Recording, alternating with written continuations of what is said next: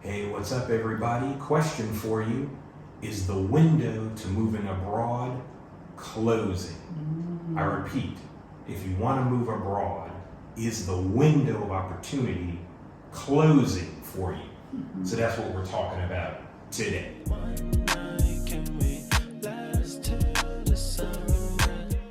Okay, a little bit of news with that is Trump signs executive order establishing specialized National Guard units across to address crime in cities. So if you remember, I think it was August 22, like a week ago, or just under a week ago, barely a week ago, he was dispatching the National Guard specialized forces and things throughout DC. There are a lot of home videos, for lack of a better term, of things going around of them walking up on people in a lot of melanated areas of DC, and they were addressing things like, can you be drinking in public? Can you be smoking in public? You got your ID on you, and all types of kind of gentle shakedown stuff. There was also checkpoints. We're looking at that one reporter in DC, and a lot of people were protesting and yelling at the National Guard. There were trucks out and things, and they were flagging people down. Don't go down this street. Don't go down that street. Seems like we've come a long way from just no texting and driving in DC. Yeah, absolutely.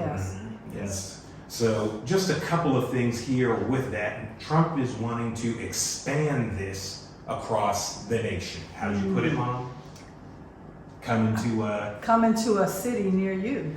Basically. So Yes. it could be your state next. You don't know. He's thinking of one popular one is Chicago. As far as cities are concerned, Chicago, Illinois. Yeah, that's my home state. Illinois, Right. So if you're new here, welcome. Dad's home state is Illinois, and here we talk about our journey moving abroad. So if you've never heard his stories before, he grew up in Lincoln Land, and so a popular city on the list is Chicago. Wow. The Secretary of Defense is looking at establishing more specialized units of the National Guard across the states with who are specifically trained and equipped to deal with public order issues. Okay. Under the newly signed order, the director is charged with ensuring that each state's Army National Guard and Air National Guard are resourced, trained, organized, and available to assist federal, state, and local law enforcement in quelling civil disturbances and ensuring the public safety and order whenever the circumstances necessitate as appropriate under law. What else y'all think about that? Didn't y'all hear about the soldiers at the, I forgot what stadium, there was a baseball game last night, and somebody was like, what's the National Guard doing? We're just chilling, watching a baseball game. Baseball game. I mean, that's a place people come, for Families. entertainment, Yes. family, Yes. just spending time together, enjoying the game, and you got the National Guard there. It almost sounds like a movie. Yeah. You've seen these movies where all of a sudden you see all these helicopters, and you see these things, and sometimes it's in a big venue, and it's not a movie. This is real life. So talking about, America you used to say it was land of the free, it's home, it's apple pie, all these things, they made it sound like it was homey. And now it's not really sounding like that. So we're bringing things to you now to get you to start thinking, how much time do you really have to be where you are? And speaking of how much time do you really have, one of the things I've noticed is it doesn't matter what you're doing. You could be working on a project on your job while you're watching this video. You could be at home planning for a home project, or you could be trying to plan your departure from America because maybe you're interested in moving abroad. It doesn't matter what you're planning, you never have as much time as you think you have. Why do you think people think they have so much time to plan? I could say one thing. I think sometimes people look at their immediate surroundings and maybe they're not dealing with any, struggles, or they're not dealing with, all these things that they say they see on the news that's negative. And so they just kind of go business as usual because they feel, well, I'm okay. My neighborhood's safe. Things aren't happening around me. So I think I'm okay. I think it's the convenience as well. Like everything's really convenient for you to get. We got our smartphones, Google Maps, Amazon. You know, we'll just get to this. It's readily available. This is the culture. You know, we always have access. It'll always be easy to fly or to do certain things, but we've seen time and time again where that gets pressurized, where it kind of you know. The heat is on. Yeah. What about you? Yes. I think what the deal is people become numb to the experiences that are going on around them. And it's a worn out cliche, but it's like the frog in a pot of boiling hot water, where it's not boiling yet, but the temperature gets slowly raised more and more, a few degrees, and legend has it that after a while the frog's body temperature has just assimilated so much that it's boiling to death, and it doesn't realize what has been going on around it.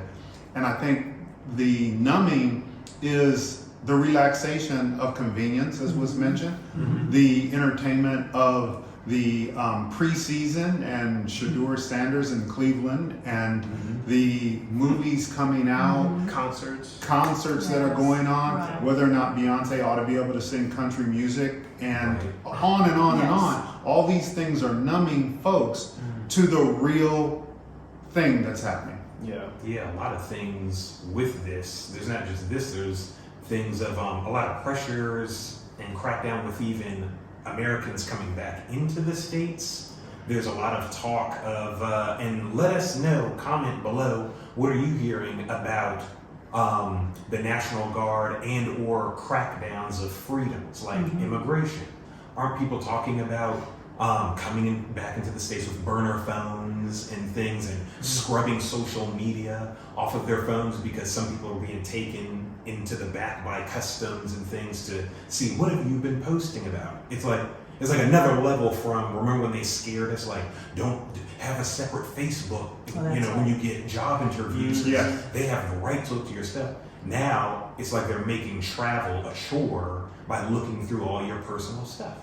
Absolutely. That's very, very interesting. Yeah, that's what's going on. It's kind of telling of what's going on, that kind of frog in the water, like you're saying, and all these different distractions that kind of keep you to rely on a tried and true system that doesn't try nearly as hard to protect and serve you, near as I can tell. So again, if you're new here, we've been living abroad for 4 years now, all praise to the Most High. Family of 4. We're also assisting our 2 brothers back in the States as they work on their exit abroad plans. And before you get to the end of this video, October 19th is our next Move Abroad in 3 Easy Steps workshop. We're going to be talking about that off and on throughout this video. If that raised an alarm for you, you're like, no, I don't need to know nothing else. Where's the link? We're plugging links throughout the cards and the videos here. It's in the pinned comment and it's in the description. October 19th, it's an online workshop with us. If you're ready to get started prepping to move abroad, irregardless of what the next scary announcement is. Because if there's one thing I've noticed, there's always a new scary announcement. One of our aunties was like, every day it's something new. So don't wait for the next scary announcement that affects you or your community or your family. If you're ready to move abroad, you can meet with us October 19th online to get your questions answered and get our tried and true tools that are still helping us navigate moving abroad to this day. So get your spot now. So about us, Mom and Dad, take it away. Well, we're going to give, and some of you who have been listening to us or watching a lot of our videos, some of these things you may have heard, but we just want to bring them really right to the forefront of really looking ahead to what are the things that you feel, or what, maybe there's things you don't know what to do. So we're going to tell you the things that we did that helped us to get started, to do it because we knew we needed to make that move to leave. And we had a lot of different areas, but I think one of the major things that I do recall is that we did flip charts. We got down on the ground, we had stuff down on the ground, we were writing things, everybody had input, ideas of things that we needed to really zero in on, that we needed to be doing first, and that were really, really just dire to getting us going. And that's what we did as a family, to have everybody, because everybody has a part in this. We're all have, what our thoughts are. And that's the things that we did. It really, really helped us to figure out, okay, what is this we need to do? What are the areas that we had to zero in on? And that's what we did to kind of get ourselves going. Yeah, I think it really helped getting the flip charts out and stuff, because you see it, daily, or like, when we meet for meetings or whatever. But like, think about it, like you're driving to work, you're doing your thing, you see McDonald's every time, you see the Chick-fil-A, the Starbucks, and so it's in your mind, and it's real then when you see it out in front of you. You're like, flip charts? I'm like, yeah, flip charts, or like a whiteboard, or on like even a screensaver for your phone or your laptop.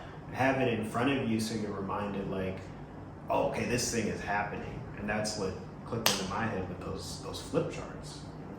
Yeah, it really makes it real, and it holds you accountable because everybody can see what's due, and you know what you need to do next. Yeah. Dad, you've got a lot of practice with organizational flip charts and stuff in your line of work. You're retired now. Is there any more you'd like to add as to why this type of organization is an asset?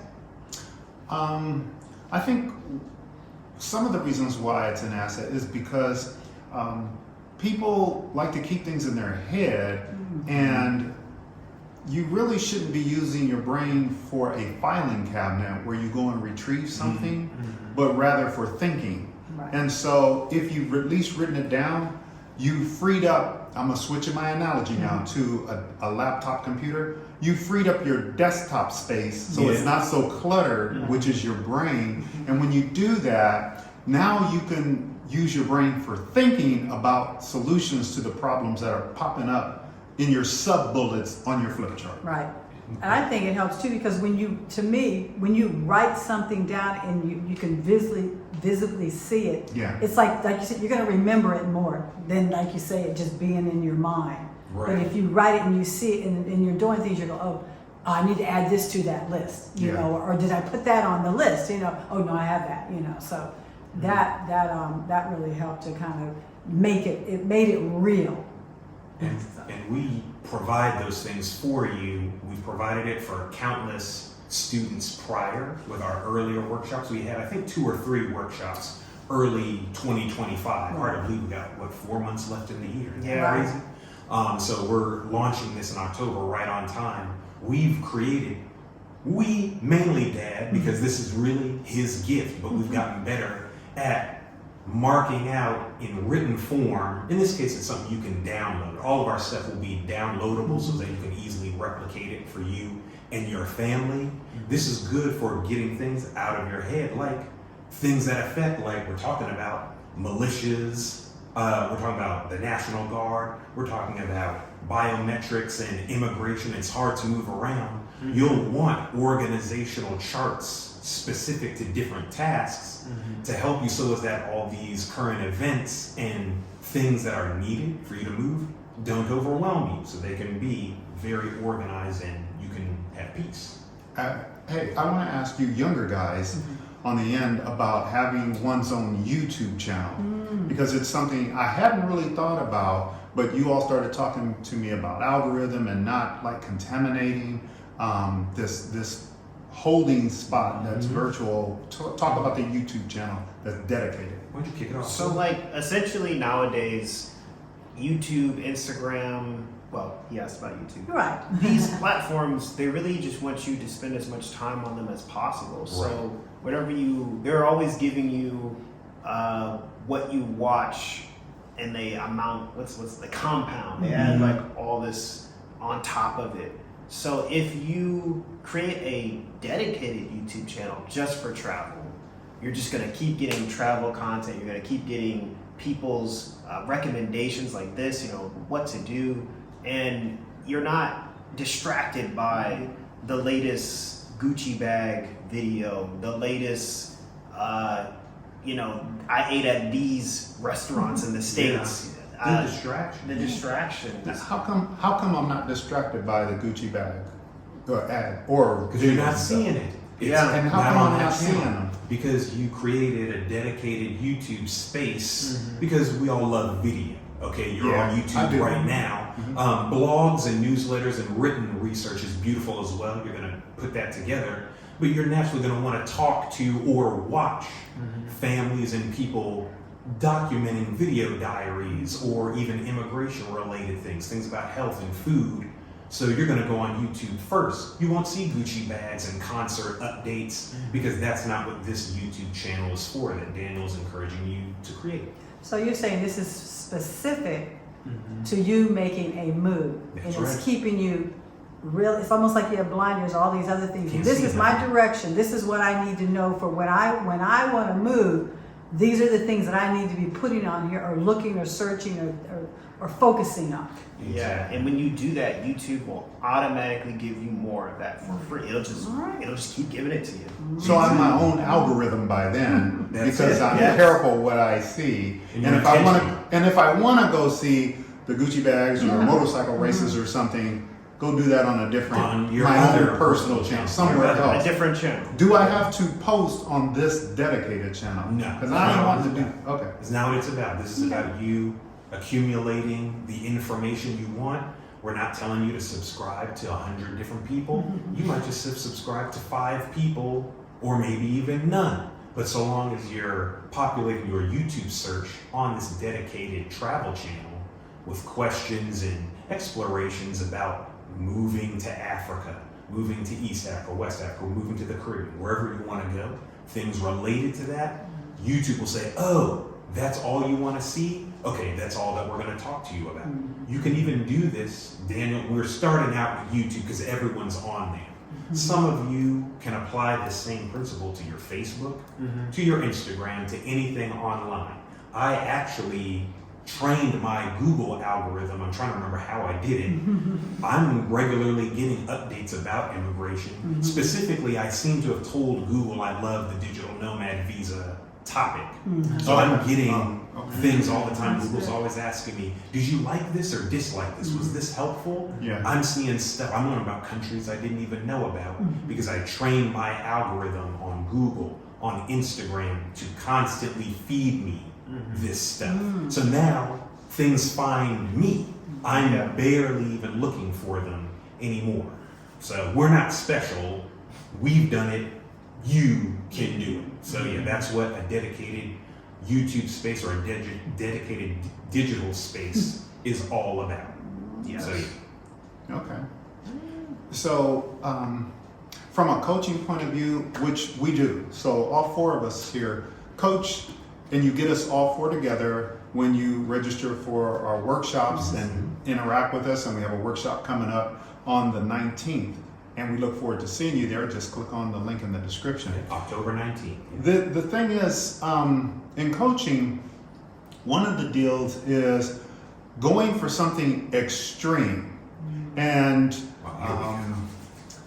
I think, well, first of all, just in regular life, when you go for something extreme, what it does is it shows you're serious about it, and it also reveals yourself. It's like holding up a mirror, which is what coaching is. It's about holding up a mirror to someone so they can really see themselves and they can work on themselves to move toward, so they can get unstuck to move toward whatever their desire is. Yep. In our case, or in the viewers' cases, it would be exiting America, where they go to Portugal, Botswana, El Salvador, Costa Rica, whatever.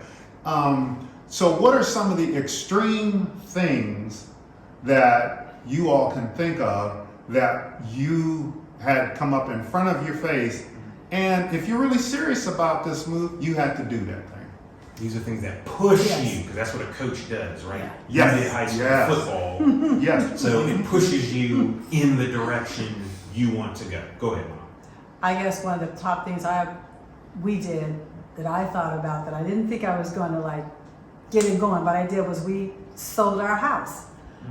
We had moved from Maryland and then had lived in Maryland and moved to California, and we were renting our house in Maryland. And we knew that we wanted to make this move. And Mark loved that we had money coming in That on the drip was regular. coming in, y'all. He That loved, money, he yes, loved that I like drip. that. My thing was like, okay, but you're still going to get money. But I think his thing was, like you say, it was irregular, whereas this lump sum is like, you just get this. I'm like, I didn't care. It was still money. So that was the thing that we did. We said, okay, that is a monies that we could use when we make that move, because we don't know what it is we're going to be coming. We've done research and stuff, but it's not the same as being there. So that was the thing that we did that was a lot of people just don't think about. It just, some reason just never enters their mind. If you own property, you can sell that. And so that is exactly what we did to kind of really jumpstart and get us really going further for other things that we wanted to do, investments and things like that. And so that really helped us to really push that move. So folks are asking questions at times in the comments, where am I going to get the money from?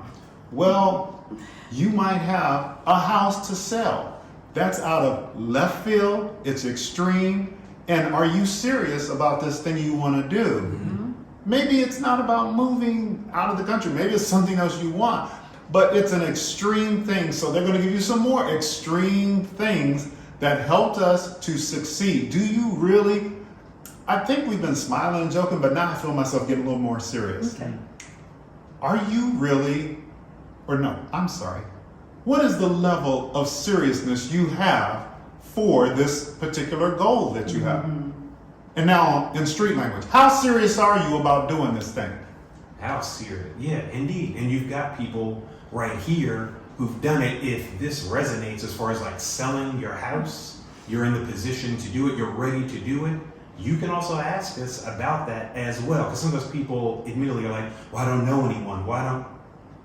You don't have to have known us 50 years. You can email us. Our email's in the description of this video. But we also got 400 videos, 400 plus videos on our and we discussed it on quite a few of those videos, I am sure. We're just trying to let you know, whether you're a new or old subscriber, we are available and have made ourselves available. And it's a way. Everyone's situation is different. I know one was, we quit our jobs. I quit my job. Yes. We were in Los Angeles. Like Mom said, we had moved from Maryland to Los Angeles prior to living abroad permanently. And it was time to do that. It was time. I had wanted to be in Hollywood all my life or somewhere like that. I got experiences. I got to work on HBO and Star Wars and all types of stuff. I got photos and memories. So this wasn't just a job to like. This was on the way to career. This is a dream job. This was a dream job. But you may believe, you may not, but the Most High has always been there for me and my family, and so I'm fine-tuned and growing and hearing His voice all the time. And I felt the call, along with my family, to do something different and take my film and cinematic gifts with me and see what it would turn into.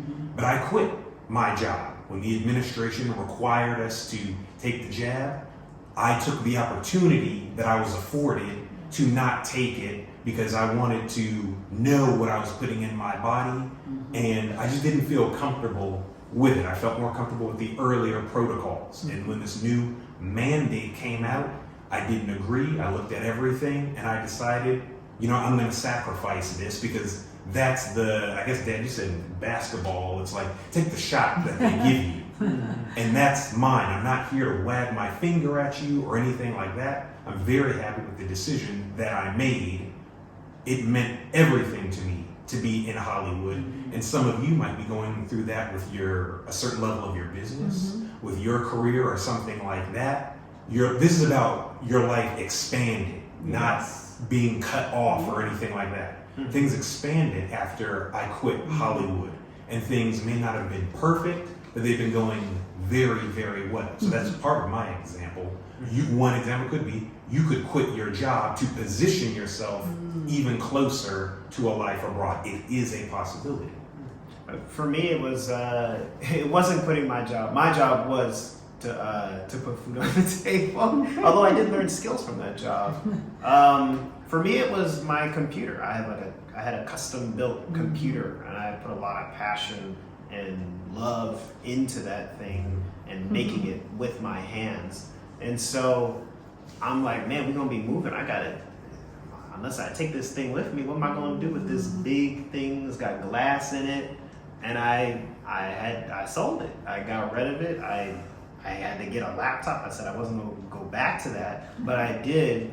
And it's like Josiah said, it expanded and opened doors for me to do work here, to do work with AWM, Like, what am I gonna haul out my desktop for us to use on the TV? We love using our TV for like different like team building stuff like that. And so I don't know. People have their own thing. Some people customize their motorcycles. Some people, Yes, I did. People have their thing. And so for me, But didn't you have two? Wasn't that your second thing that you have built? You built actually, a yeah, it laptop? was, it was my second desktop. Yes, I thought it was. Yeah. And then it was And you were building your IT career. yes. And even the place you were working for had started to open the door Right. Yeah. for you to do something with their IT a little bit, or at least they They Yeah. kindled they something could in kindle me. something. Yeah. Yeah. And you had to give up, sacrifice like Josiah Sacrifice. sacrificed some things because you were positioned on your path. Yeah, in fact, you were reminding us that Daniel had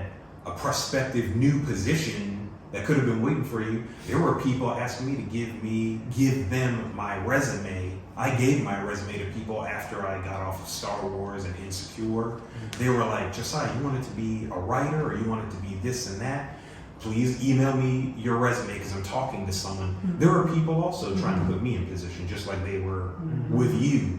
But I was like, no, after doing that, the time had ended. And I sacrificed that, trying to walk in wisdom and understanding. So far, it's paid off, just like I asked for you. Yeah. Just for kicks, just for my entertainment. Josiah, so, I mean, it was fun. We were living in Los Angeles. We're driving down the road to Hollywood. And let's just do this real fast. I'm going to try it on memory. You got to meet Viola Davis. You got to meet Amber Heard. You got to meet Anthony Anderson. Anthony Yeah. Anderson. In fact, there's a video where it was your a going away party or something. with Yeah, cake. they like to wave goodbye And- when cast and crew leave. You know, just to And so send off. he was up there saying good words to you in the video. Yeah. You got to meet Tracy Ellis Ross, Jennifer Lewis. Jennifer Yes. Lewis. That's what who's hugging on you. when Yeah, she who puts that played, leg who up. played the mom, who played the mom on Blackish. Yeah. His mom, That yeah. Issa Rae, Issa and Rae, other cast. other cast. Yeah. Yeah. It was one of my favorite shows. And you got us onto the set where I almost got to see my girl Keisha Cole. Oh yeah. Yeah. Who did Heaven Sent and others. Yeah, Foxhole Talk Show. Yeah. Yeah, that seemed kind of extreme to me. We're talking about extreme. Yeah, we talked. So thank you for wrapping up. So let's just stop there. Somebody said it ain't bragging if it's a fact. If I'm just telling you what literally happened, what I'm Yeah, yeah. recalling, because are you serious about this? Because it's hard to receive the next thing you want, which we assume if you're still watching this video, it's to move abroad when you're still holding on to the umbilical cord that's got you attached to things and what you are familiar with that's still in America, United Kingdom or Caribbean or wherever. Yeah. So think extreme. And we're not trying to rush through this, but it's like it was hard for all of us to make different sacrifices. It's not bragging and it's not begging you for sympathy. Again, it's been 4 years. They retired, Dad even retired early. He about to get into that. But I cried and raged and all types of stuff because like some of you who are even more positioned, some of you are better positioned for moving abroad than someone else behind you. That's just an observation. That's okay. Thank you as you share your stories. A lot of you have been sharing your move abroad current life stories like Panama, Costa Rica, That's right. Japan. Please continue to share those testimonies so as that people know this thing's being done by everybody of every background, of everything, and you are able to do it. If we were able to sacrifice strategic things to propel us, kind of like when you see the space shuttle take off, and you see the parts come away because they were the boosters. Our job, the house that y'all paid for, they were the boosters in our situation to get us out. So look inside and comment if you like. What's the booster you're preparing to sacrifice that's going to get you that much closer to moving abroad? All right, so Josiah, you pointed me out in terms of early retirement, Oh, yeah. which is correct. You called me out on that. So the deal is, I'm enjoying a fantastic career in the federal government and doing wonderfully. Senior executive that I really respect and know had moved to another agency In this particular case, it was the IRS, and invited me on over. And I had to think about it for a long time. And she asked me, and I said, yeah, okay, I will do it. Retirement was not on my radar screen. It was 3 or 4 years out, something like that, taking my time. And in fact, we were probably going to try to move to Houston, Texas, upon retirement. Right. We were doing scouting trips. Yes. We had. And I do like the turkey leg, although I hear it's not there anymore. But anyway, this restaurant in Houston, Texas. But the deal is, when the President Biden came on the screen and said everyone must take the job who's working for or in any way connected with, as a contractor of the federal government or anything, I'm a federal employee at the time, you must take the jab at that point in time. And that's when I turned to my wife, my lovely wife, and said to Marlene, we out of here. What I meant was, that's it, I'm gonna retire. And so that means I was only with IRS for 3 months. How long? 3 months. Yeah. And people say, well, you don't want to leave money on the table. See, this is what people who have 20, 25, 30, 35 years of federal service. Yeah. And some of y'all know about this. Yeah. Yes. However, I Yes. still belong to the Facebook group of Fed Families and a few others, and I'm watching people who are now pulling their hair out. Yes. Take your time with this. Yep. I used to work at the Mary Switzer building, and I've seen people wrapped around that building, federal employees, trying their badge, and if it turns green, you can come in, you still have a job. If it's red or yellow, you don't have a job, you can't come in, and you gotta walk past all the other federal employees who are in this long line around the block to get in. I've worked in that building, I've worked at the main IRS building, excuse me, and when I say pulling their hair out, what it is they did not expect things to change so rapidly on them like this. And so I felt personally, you're gonna do what you're gonna do. We don't give financial advice. You must go to your financial advisor and your CPA to do those kind of discussions. I'm just simply saying that it occurred to me, it's easier to get money back than time. You can't get time back. And I am thankful to the Most High that I still have my health, that you have your health. And so I went ahead and said, you know what? I'm gonna pull the plug on this thing and I'm gonna go ahead and retire. And so that therefore also put us in a position to have monies that would be available to contribute towards our move. And so that's what I think is one of the great, out of left field, if we're playing baseball analogy, extreme thing to try to do versus me saying, oh man, I don't want to leave this money on the table, and that means I could be continuously earning this money and stuffing my pockets for the future, and they call that leaving money on the table. I didn't want to continue to do that. Which would require you to put in how many more years? Couple, probably Yeah. 2 or 3. Yeah, about probably 3 years or something like that, and just go ahead and retire early. Take a little bit of hit. It's on the early out. I had the age, I had the years and so forth, and go ahead and take it. In other words, I'm not continuously trying to build bricks. You know what I think is key here? Everybody's got to look at their life and be able to pivot on a dime, because the only constant in life is change. Yes. And if you miss the handwriting on the wall with regard to, like, you're in your dream career and your best friend, shout out to Marcus, your best friend is in Hollywood working on acting. You guys were going to be there together. And yet you gave it up. You were on a promising career, Daniel, looking into IT. Things were on the move for you. It was looking good. Yes. Yeah. Well, I wasn't doing any of that, but I was still in California, and I would be able to go back to Maryland and see my grandkids and my other children, my other family. But things had to change. Had to make that move. I think it's about counting the cost and asking yourself really serious questions. How badly do you want this? What is the price that you are willing to pay? And so those are things that we go over. Like Dad said, we have this coaching background. Dad has led us into this coaching background because it served him so well, working for decades in the federal government. And so now we have flip charts, ebooks, special engaging tests, fun tests and fun quizzes and things and interaction that we do in the Move Abroad and 3 Easy Steps online workshop. Again, that's October 19th, where we use our stories and these digital tools to help you get clarity on financial planning, on best research, including like if you're going to do video research. Daniel took us through that. There are other research tools that are out there, and so we share what worked for us to see if it will work for you. And of course, the mindset, because all of these logistical things are very important.